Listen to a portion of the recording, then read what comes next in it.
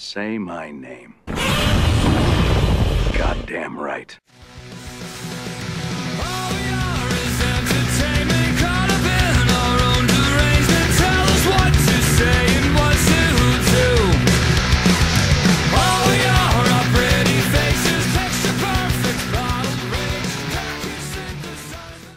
I'm Radio World and welcome to my review for Godzilla, the brand new 2014 brand new reboot. I went to see it earlier on today in IMAX 3D. I have my ticket here to confirm it.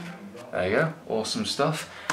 Now, Godzilla is directed by Gareth Edwards, who's in another indie film called Monsters, a film which was pretty decent enough, and I need to get around to watching it again. I felt it was an okay film. It was about a couple that was in love and surrounded by monsters, and the idea of, like, you know, just because there's a monster creature that we don't understand, we're kind of like, we're the monster in that type of sense, one of those type of movies. It was decent enough, and I can understand taking him as in actually giving him a big budget, Warner Brothers title, and saying, you know, direct our next monster movie, Godzilla, in a brand new kind of American reboot. And I have to say that I actually did quite enjoy it. I mean, I went into the cinema, you know, trying to keep my expectations at a certain level, seeing the trailers enough, see it was pretty awesome, good trailers, good soundtrack, I loved the way the editing put together, good casting, and Godzilla looked freaking awesome, and they weren't showing too much, and I didn't want to see too much of what was happening in the movie. Now, actually going in, I actually was saying and walked out of the movie quite satisfied, quite happy overall. There is issues, there is problem, this film is not perfect, but despite popular certain people that I know and reviews that I've seen, it is still an entertaining movie, and I think it should be acknowledged and appreciated. The film is more than Godzilla. The storyline basically is Bryan Cranston's character is kind of like someone that's in charge of, like, you know, the nuclear power plant in Japan. An incident happens. 15 years later, his son is part of the military navy. He's like bomb specialist, kind of thing like that. And it's basically something's happening. For 15 years ago, the same incident that happened is happening again, and they have to go investigate, and we find out that there is more than what's going on. You know, like the trailer suggests, you know, they are hiding something, you know, and it's going to send us back to the Stone Age. That typical line stuff. Anyway, the storyline, I think, in the movie is actually pretty decent. I think it's quite serious. The original Godzilla 1954, which I haven't seen yet, I heard is actually really dark and really serious, and much like that same movie, from what I can understand, what I've been told, is very similar. It is not about Godzilla per se, it is more about the situation, it's more about the humanity, it's more about characters, which is something which I like in movies, especially monster movies.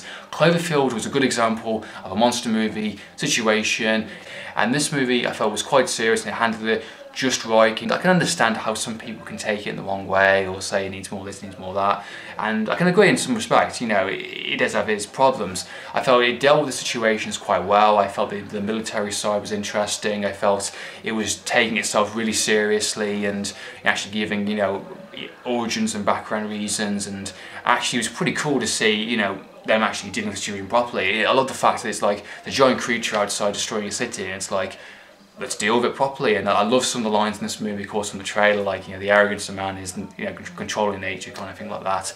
And I like the balance between, you know, the serious nature of, like, the characters and situations they're in. I thought the acting especially between Bryan Cranston, was freaking awesome. I will say that personally right now, he's brilliant in this movie. Really good emotional scenes, definitely, for sure, which really just surprised me how much I actually cared about the characters, and actually the emotion that he gave on screen was just brilliant. And it's a shame we didn't get more to see him in the movie, which is also a shame. Aaron Taylor Johnson and of course Liv involved in this movie. Aaron Taylor is kind of like the main kind of view of the movie in a sense. He is our audience view, and through him we get to see the situation unfold and how it's dealing with, and some, you know, there's epic scenes, and we've seen the trailer, of course, and he does a pretty decent job, some great acting. I felt there could have been a few more scenes, especially character moment scenes between him and his wife, Elizabeth Olsen's character. I just felt like it was kind of like just too quick and just moves on quickly enough. There's one actual scene, they're actually, you know, together, and then they don't come back together until later on. It's kind of like,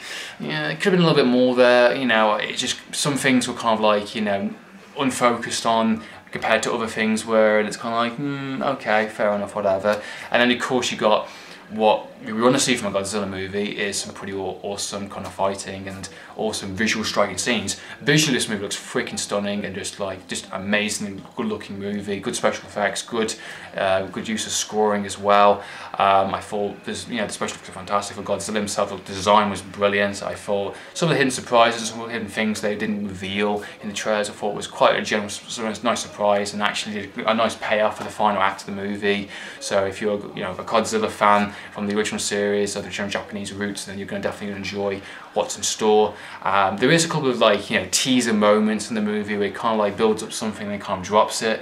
This, for me, didn't bother me in the slightest, because at the end of the day, it is building up to that final act, and the fact that it's not trying to focus too much on that incident of the creatures, it's trying to focus on the characters, the situation, the destruction, buildings being destroyed, the military dealing with the situation, and you got real people with real danger. And I really liked that, and I felt what they were trying to do was quite good. It went a bit, tactical and military from the soldier's point of view. Taylor Johnson, because it's kind of like a US Navy kind of bomb specialist kind of thing like that. And it went very kind of Battle LA towards the final act with just that his pure point of view in a sense. I thought there could have been a lot more character scenes, a lot more kind of civilian scenes possibly. I understand that kind of side, and there wasn't enough from that side of the view apart from the first two acts to kind of say but for me it didn't really bother me that much. I got the fact straight away there was real people in danger, there was destruction, there is a lot saying about the idea of us as a species and things like that. So it's got a couple of good messages into it, and at the end of the day it mixes the serious, the messages, and what we came to see as well, the fighting as well, the awesome action fight scenes all in one. And I think it did it just right and enough balance for me personally that I can say it was an enjoyable movie. I don't think it's amazing or perfect. It's definitely not a groundbreaking movie. It's not even one of my favourite movies of this year, definitely not. But it is entertaining, and it did a little bit more than I was expecting, which for me was exactly what I wanted to see. I'm very curious to see the original Japanese movies and want to see their movies and see what they're like compared to this.